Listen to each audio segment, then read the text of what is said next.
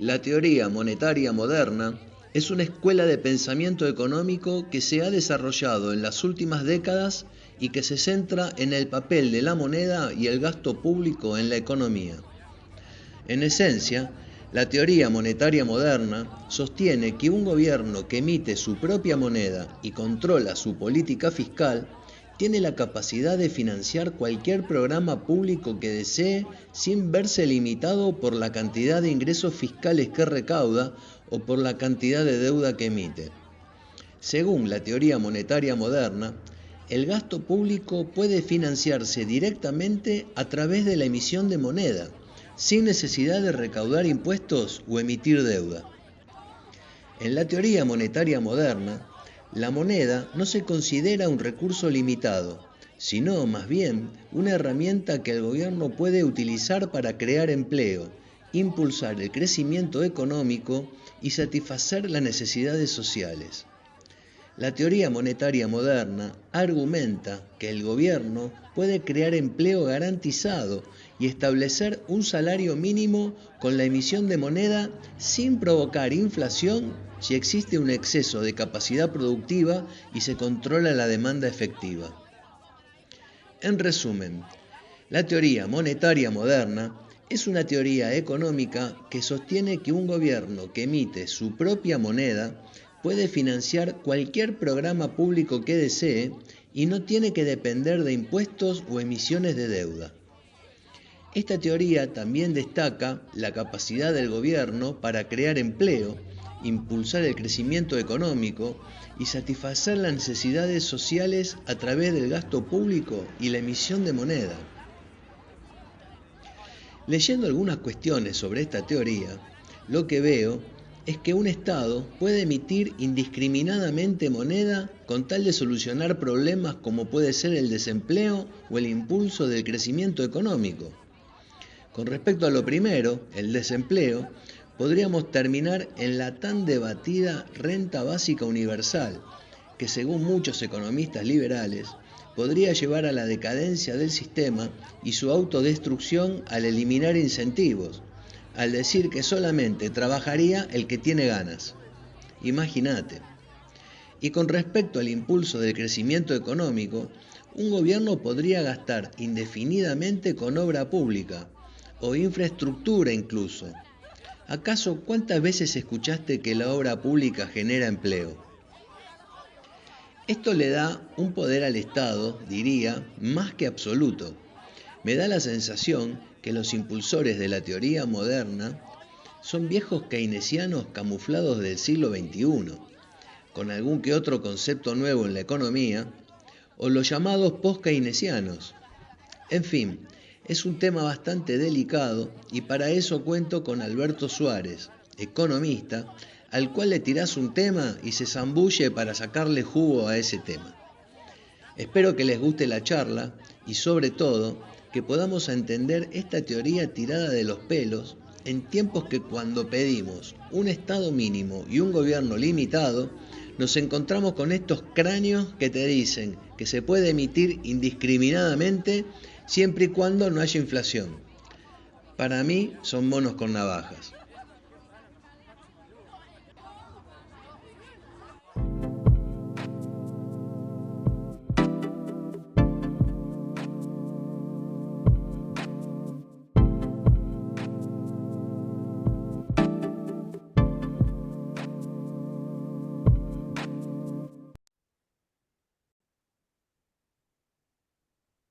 Hola Alberto, una vez más un placer estar con vos acá en Radio Antorcha, siempre listo, como los Boy Scouts para tocar algún tema económico. ¿Cómo estás, Alberto? ¿Bien? Buen día, gracias Fabián por la invitación. No, por favor. Hoy me parece que es un tema un poquito complicado, ¿no? Más que nunca, tratar de hablar con algún economista sobre este tema que es la teoría monetaria moderna. Hice Sí, una pequeña explicación antes de lo que significaría esta nueva escuela de pensamiento económico, ¿no? ¿Cuál es tu opinión como para arrancar la charla sobre la teoría económica, la teoría monetaria moderna? mira, la teoría monetaria moderna tiene algunas cosas, por ejemplo, desde mi punto de vista, que van contra el sentido común. digamos, por ejemplo, creer en un Estado que se puede financiar ilimitadamente, que por ejemplo nunca tiene que devolver las deudas ni pagarlas y las puede refinanciar indefinidamente, es algo que desde el sentido común cuesta entenderlo. Pero cuando vos analizás la arquitectura en que se basa en ellos, le empezás a encontrar la lógica. Te digo, por ejemplo, que ellos, nosotros como economistas ortodoxos, yo por ejemplo me considero bastante ortodoxo en ese aspecto, estimamos que el dinero se ha creado como un modo de aceitar en la economía de trueque.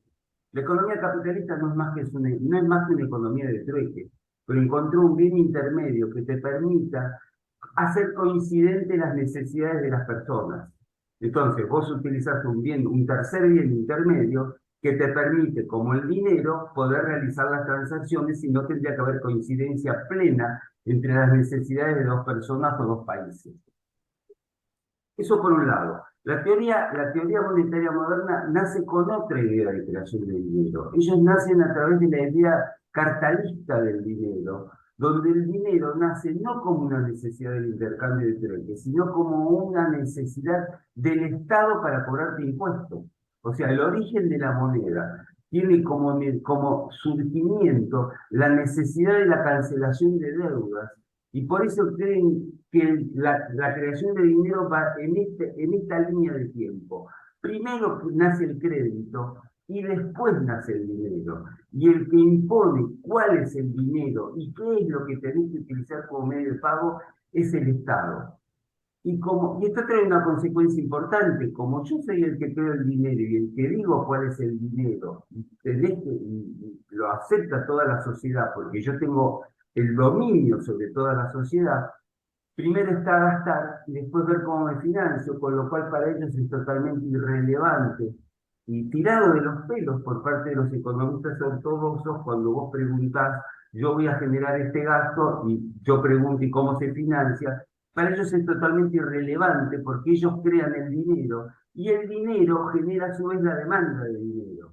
Esto Ahora, también está basado, perdón, que te interrumpo un eh, minuto, esto está basado también en toda la arquitectura keynesiana, porque al estar basado sobre esta arquitectura, no hay un comportamiento de los precios, no consideran la inflación. Por ejemplo, ellos en el mercado de dinero no determinan el nivel de precios como la economía clásica. Lo que ellos determinan es la tasa de interés. Y la determina en el mercado de dinero. Y en el mercado de bienes, donde la economía clásica, o por lo menos la austríaca, determinaba el nivel de tasa de interés, te destruyen la intertemporalidad y lo que determina es el nivel de ingreso. Decime, Fabián. no, te decía, vos justamente arrancaste diciendo que, bueno, la economía capitalista no es más que un sistema de trueque y que el dinero era un medio flexible o fácil de manipular como para poder realizar todas las transacciones que existan en la economía utilizando eso que era el dinero. Ahora, con la teoría monetaria moderna, con esta escuela, no es como que es una toma de poder, o sea, que asaltaron el poder porque ahora están usando el dinero, se apropiaron del dinero como que pueden crear su propio dinero y encima es ilimitado. Exacto. En parte sí, pero tiene una lógica también ellos de esto. Vos podés dividir a toda la economía. El producto, hay una identidad contable que yo no la quiero desarrollar para no confundir a la gente, pero te puedo decir que el sector público, el sector externo y la cuenta corriente, que sería el sector externo, es un equivalente igual a cero. Lo que ellos te dicen es, supongamos que el sector privado a mí me exige tener superávit, como me piden los economistas clásicos. O sea, que los impuestos superen el gasto. Como son tres sectores de la economía, el sector público, el sector privado, que incluye tanto individuos como empresas, y la cuenta corriente, no solo exportaciones e importaciones, exportaciones, importaciones y factores netos de ingresos del exterior, que incluye pagos e intereses de deuda externa, de bonos, todo el modelo financiero, la trama financiera. Eso es equivalente a cero contablemente, y eso es verdad, eso es así, contablemente es equivalente a cero. Ahora, para que esto sea equivalente a cero, es un juego de suma cero, Fabián. Si un sector tiene superávit, el otro tiene que tener déficit. Entonces te dicen, suponete que vos a mí me pedís, como me piden los economistas clásicos, yo que soy el Estado, que yo tenga constantemente superávit. ¿Quién tiene déficit constante? ¿El sector privado? El sector privado. Bueno, pero el sector privado para tener déficit tiene dos maneras de tener déficit. O desahorra o se endeuda. La pregunta que yo hago es, vos, lo que te haría uno de la teoría monetaria moderna, ¿el sector privado se puede desendeudar constantemente? No, porque en algún momento se le termina el ahorro. ¿Se puede endeudar constantemente? No. Entonces, vos necesitas que el sector público tenga déficit. Esa es la trama y la arquitectura que tienen en la cabeza los que defienden esta teoría. Entonces te están diciendo, el sector privado, el sector público, a vos como sector privado te conviene que tenga déficit. Te conviene que tenga déficit porque si no vos no tendrías acumulación y riqueza. Y en el fondo lo que te están diciendo es que la creación de dinero es creación de riqueza. Y esa creación de dinero, como está basado en un modelo keynesiano y es una expansión de la oferta de dinero, a vos no te sube los precios, sino que te baja la tasa de interés. Entonces, la tasa de interés también pasa a ser un objetivo del Estado y lo maneja el Estado y te permite que vos tengas más inversiones. Y muchos de los adherentes a esta teoría quieren que la tasa de interés constantemente sea cero y si es positiva, tampoco se preocupan mucho porque dicen, igual que el modelo keynesiano, muchos emprendedores y muchos inversores no se manejan por la tasa de interés, que es una elasticidad menor a uno, sino que es la misma Spills lo que los domina y los hace invertir, igual que lo que propone el modelo keynesiano, que también está en la base implícita de esta teoría. Mm. Una cosa que dice la diferencia que hay entre la economía ortodoxa, digamos, y la teoría monetaria moderna es, bueno, la economía ortodoxa es el juego de equilibrio, ¿no? Que cero sea igual a cero, ¿no? Eh, y la teoría monetaria moderna dice que no es necesario eso, que el límite es la inflación, ¿sí? Ahora, que el límite, ¿qué quiere decir que el límite sea la inflación? ¿Que haya un poquito de inflación o que directamente no haya inflación? El objetivo de la teoría monetaria moderna es que vos expandas constantemente el gasto público. Ten en cuenta que para ellos el impuesto es destrucción de dinero. Destrucción de dinero es riqueza. O sea, en algunas cosas parece populismo, pero en otras cosas está alejado del populismo, ¿eh? Para ellos, la elevación de los primero no permiten elevar cualquier impuesto. Y segundo, si vos elevás impuestos, estás destruyendo dinero, estás destruyendo riqueza, porque el motor de la riqueza es la creación del dinero. Entonces, cuando yo hago política fiscal expansiva, que a su vez monetizo, eso permite que como no va a precios y va siempre a ahorro de tu parte, genero cada vez más inversión y el producto real se expande hasta llegar al producto bruto potencial. Porque el objetivo de ellos es que la tasa de desempleo sea cero. O sea, que tengas todos los factores de la producción totalmente ocupados. También lo que te están diciendo es que toda la moneda debería comprar todos los bienes y servicios de la economía. Esto es una diferencia importante, porque el populismo no te dice esto. El populismo sigue creando, más allá de que compres todos los bienes y servicios. Hay que tener algo claro, Fabián, por ejemplo. Cuando vos haces oferta de dinero, cuando vos creás dinero, Sí. por un lado está la demanda de dinero que te permite compensar esa oferta. Pero también está en lo que es el crecimiento del Producto Bruto. Cuando crece el Producto Bruto, se están generando más bienes y servicios en la economía. Cuando vos generás más bienes y servicios en la economía, vos necesitas más dinero. Entonces, tanto un aumento en la demanda de dinero como una elevación en la riqueza generada en el país cuando el Producto Bruto es positivo en un país, esos dos factores te absorben dinero y te bajan la inflación. Y la teoría monetaria moderna te dice, bueno, mi objetivo es expandir las fronteras de producción. Ahora, mírame desde el punto de vista funcional. No me estés evaluando como me evalúa un economista clásico cuando dice, vos tenés que tener una economía sana y no me generes inflación. Para ellos no generas inflación porque no va a precios, va a tasa. Acá está la diferencia fundamental. Siempre va a tasa, no a precios. Ahora, si va a precios, es porque vos hiciste una expansión tan grande que superaste todos los bienes y servicios de la economía. Y la teoría monetaria moderna, a diferencia del populismo, te dice baja el gasto. Baja el gasto porque ahora ya te pasaste. Está yendo más allá del Producto Bruto Potencial.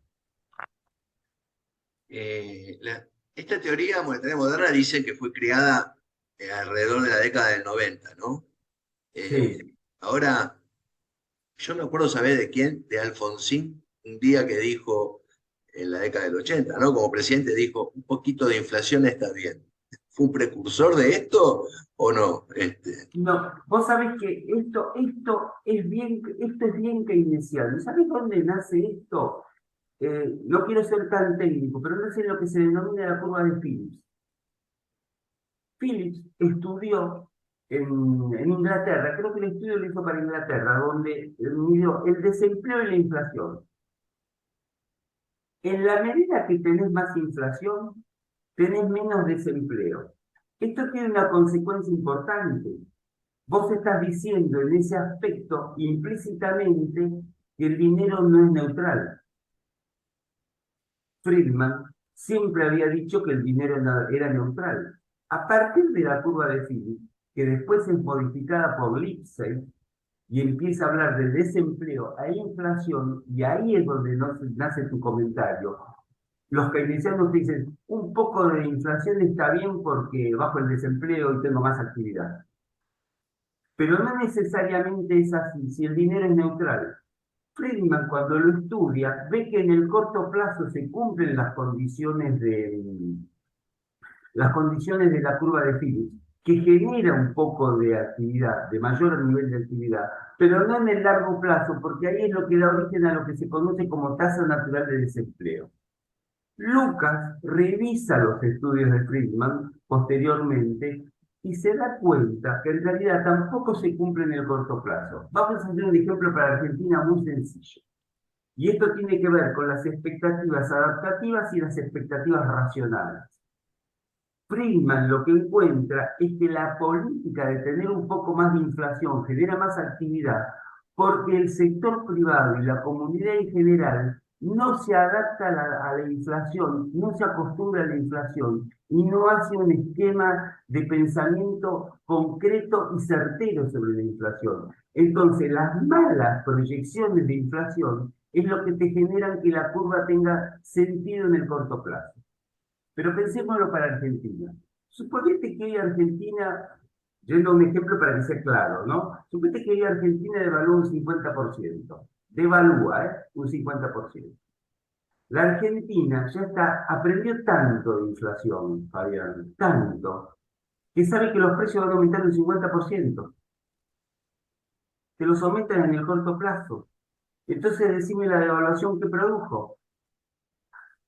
La moneda sería no neutral si a vos te permitiera que esa devaluación tenga efecto sobre la economía. Ahora, si es instantáneo el ajuste de precios, en términos reales vos estás igual.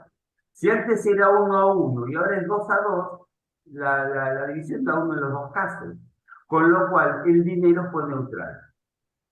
Pensemos también en la década del 90 de Argentina. Cuando vos saliste de la década del 90, vos llevabas 12 años aproximadamente sin inflación. Néstor Kirchner, cuando asume, lo primero que hace es empezar a emitir.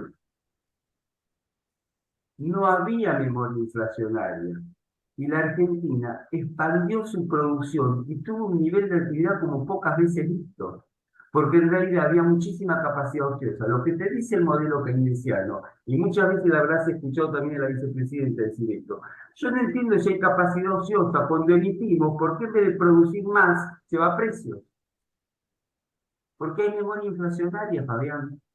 Entonces, muchas cosas de la teoría monetaria moderna son aplicables a países donde no hay memoria inflacionaria. En un país donde hay memoria inflacionaria, es muy difícil de aplicar esto. Ellos también hablan de soberanía monetaria, Fabián. Y la soberanía, ellos dicen que se cumple en los países que tienen soberanía monetaria. Y pocos, por ejemplo, Argentina no lo tiene porque necesitas 4 requisitos. tener moneda propia que la tenés, pagar tus impuestos en la misma moneda que emitís, que eso pasa, generar deuda o emitir deuda en moneda local. Eso no es así porque Argentina tiene que emitir deuda no solo extranjera, sino bajo jurisdicción extranjera y tipo de cambios flexibles para aislarte de los efectos del sector externo. Alberto, justo cuando estamos hablando, y bueno, en víspera de elecciones, hay candidatos liberales que están hablando de un Estado mínimo. Esto no es un Estado, esta escuela de economía, de la teoría monetaria, no es generar un edificio gigante que es el Estado sobre la gente. O sea, Sí, en un o sea, la teoría monetaria moderna y los gobiernos estatistas van de la mano, no solo de izquierda, también de derecha. O sea, cuando hay un Estado, bueno, más que presente y encima acá está monitoreando constantemente lo que sucede y está constantemente controlando toda la actividad privada que hay en su propio país, ¿no es así? Sí, de hecho te genera un estado gigantesco. Te digo la frutilla del postre y la política de recomendación económica que hace la teoría monetaria moderna. En momentos de desempleo, ellos lo que te dicen es que cualquiera que quiera trabajar, que vaya a trabajar al sector público.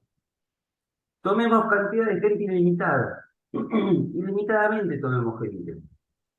¿Por qué? Porque va a actuar contracíclicamente. En los momentos de desempleo, cuando el sector privado no toma gente, lo tomo yo.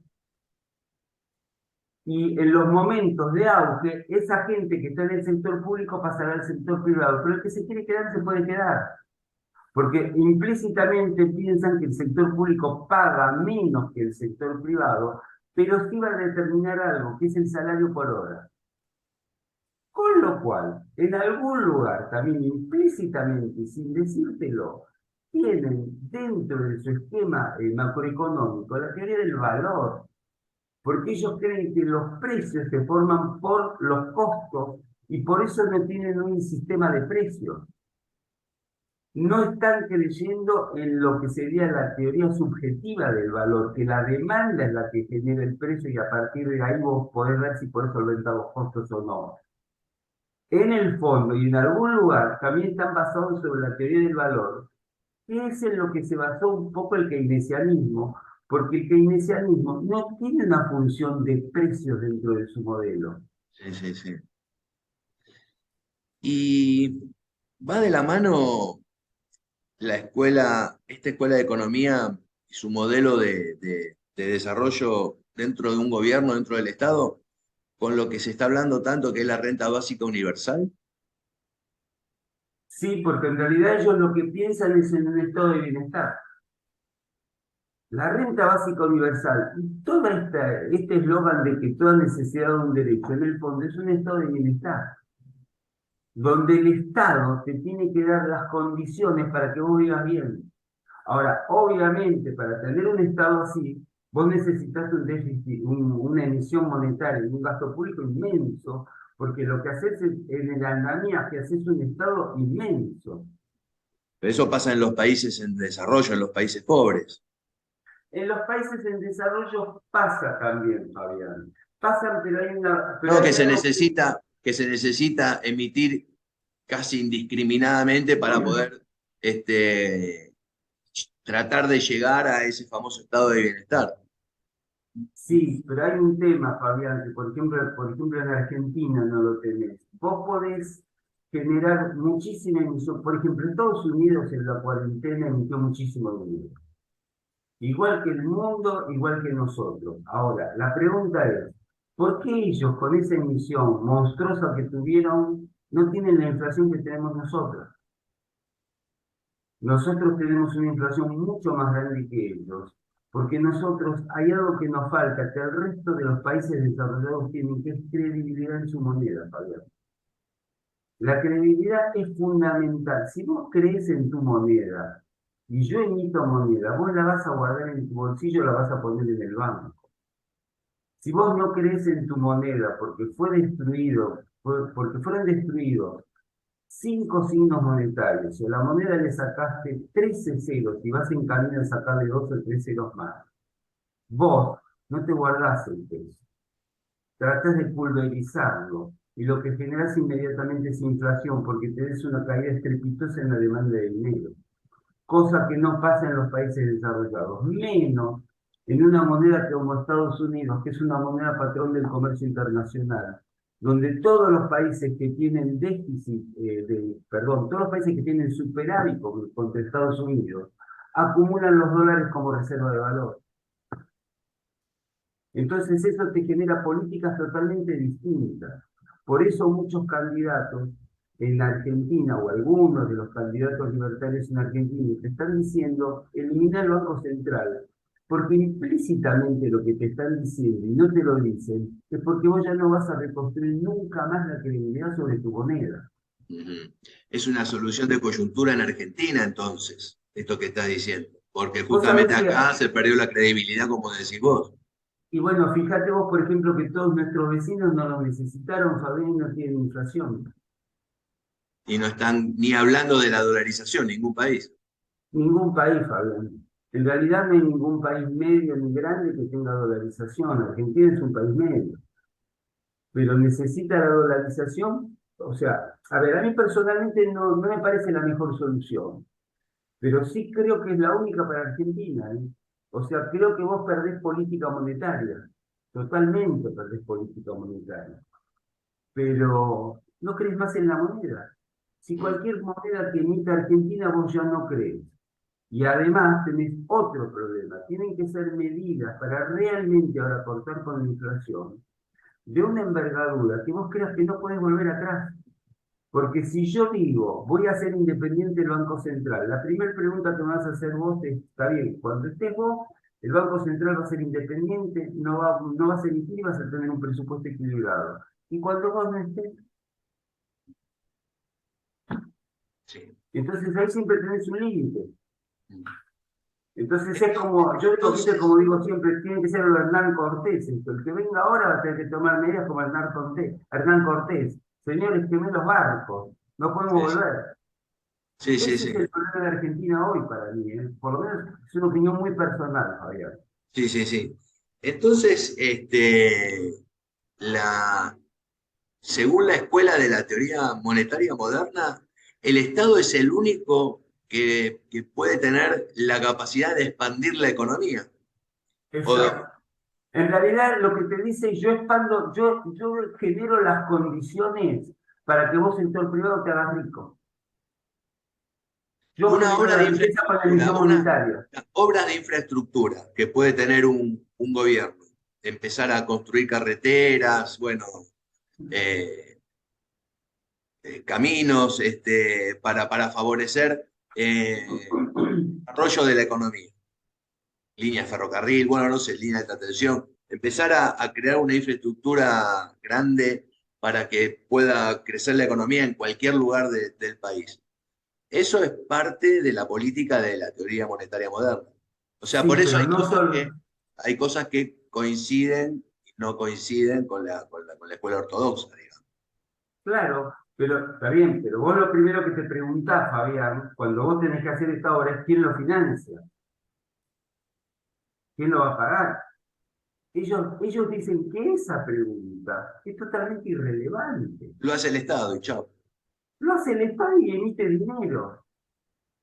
O sea, podemos coincidir en que los dos tenemos que decir, sí, hay que generar, por ejemplo, un puerto, o hay que generar una carretera, o hay que generar algo, pero el economista ortodoxo te va a preguntar cómo se financia esto. Y el otro te va a decir, a mí no me interesa, es una pregunta totalmente irrelevante esa.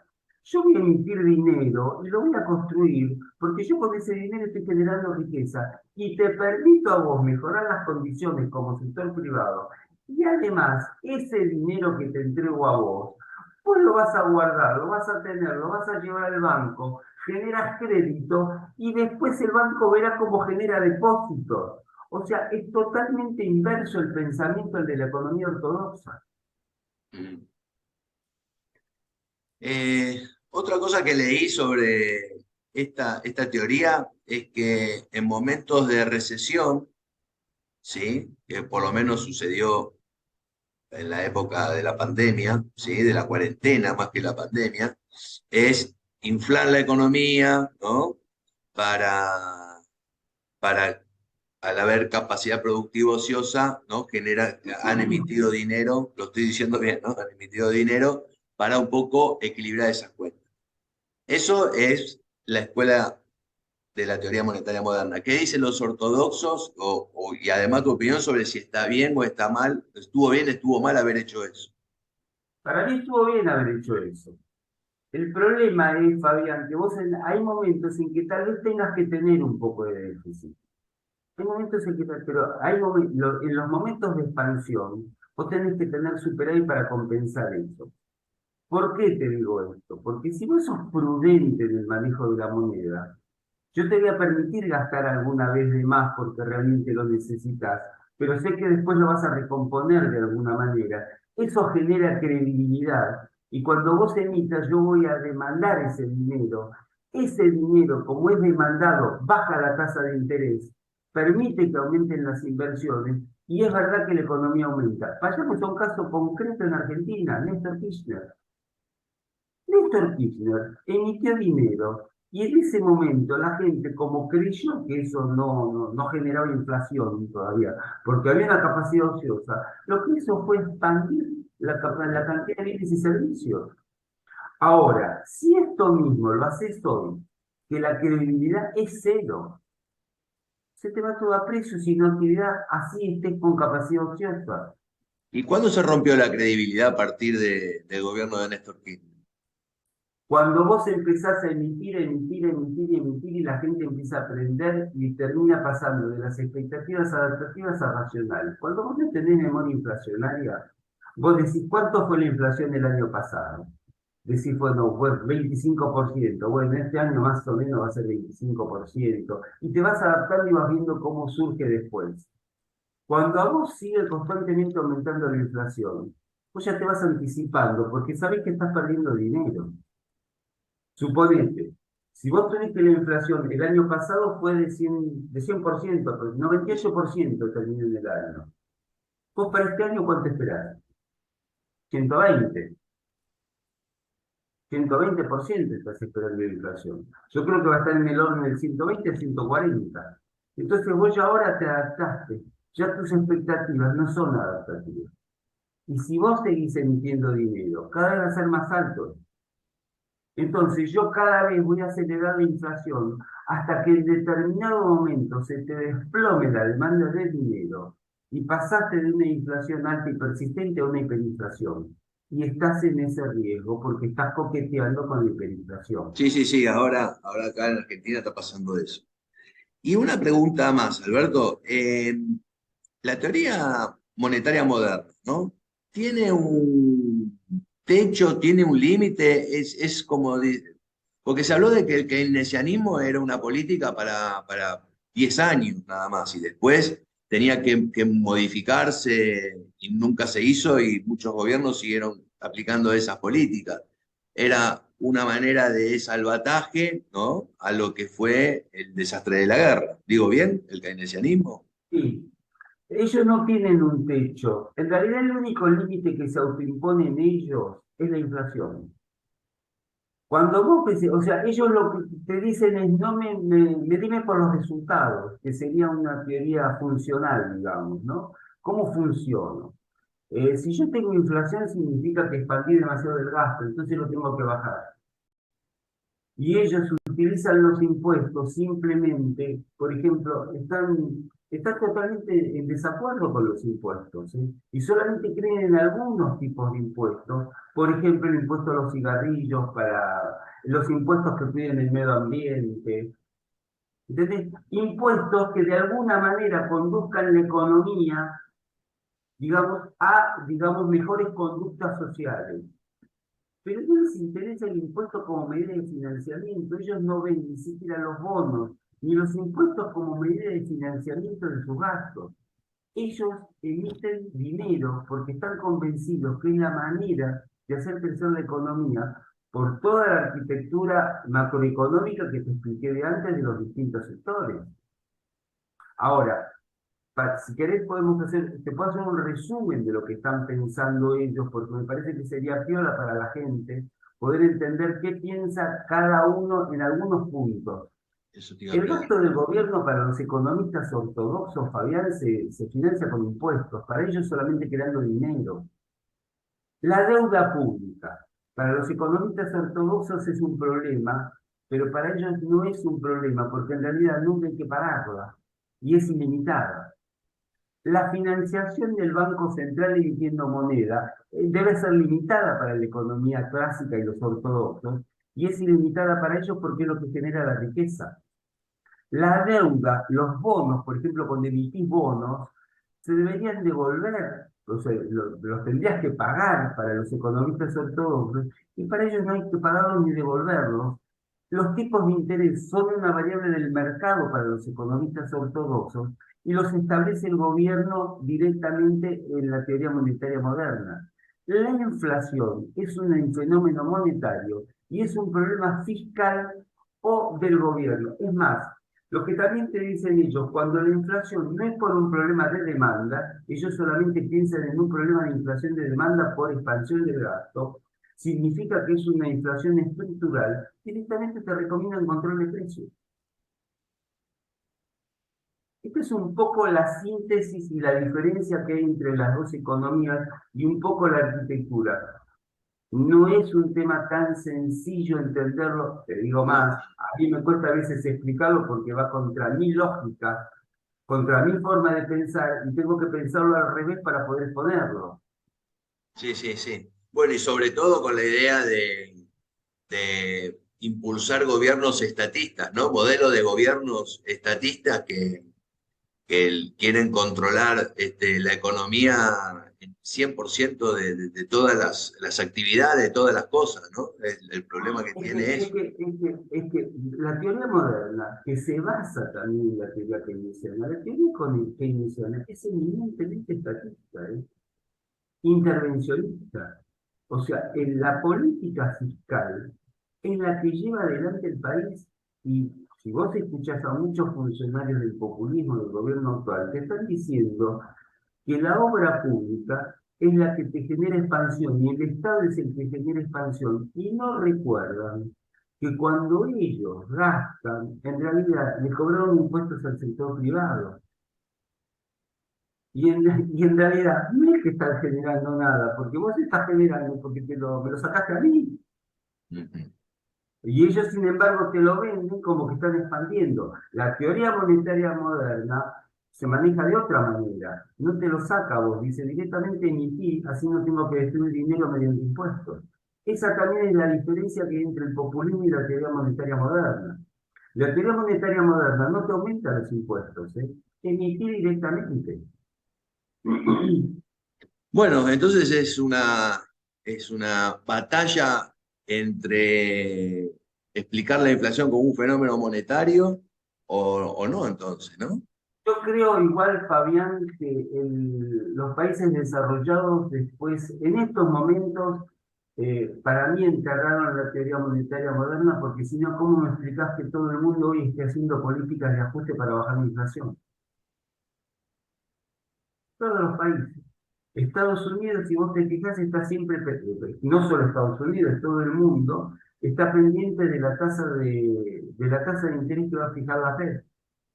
Por ejemplo, hoy se va a reunir la Fed para determinar si sube la tasa de interés 25 puntos básicos y llevarla al 5,25 y tuvo en el último año la política monetaria más agresiva porque en el fondo lo que intentan buscar para reducir la inflación es quebrar al sector, quebrarlo en el sentido simbólico al sector privado y que se produzca una recesión. Uno de los temas que mira la Fed para para ver hasta cuándo sigue con esta política de reducción de inflación, eso aumenta los pedidos de desempleo.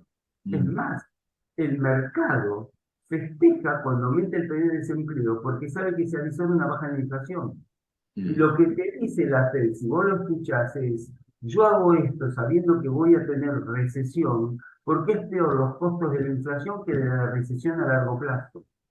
Entonces creo que todo esto que está pasando en el mundo, también en Europa, de alguna manera terminó un poco con esa discusión, porque digamos, ahora hemos visto que tirar plata por el helicóptero, que para ellos es una pregunta ridícula, que realmente decir, sí, yo puedo tirar plata del helicóptero porque genero riqueza, te diste cuenta que te generó inflación más que riqueza. Sí, sí. Bueno, Alberto, lo resumiste perfecto al final. Te agradezco.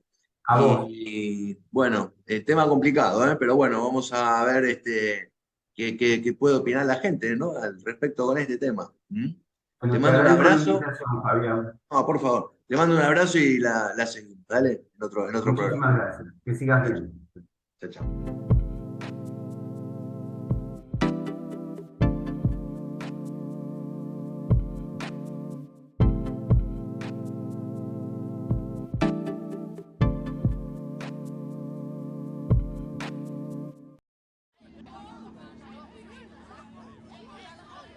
Cuando escuchás promesas de prosperidad económica mediante una expansión constante y acelerada del gasto público, y cuando te enterás encima que la financiación no es privada, sino por la máquina de imprimir billetes, tarde o temprano nos damos cuenta de la trampa en la que caemos siempre.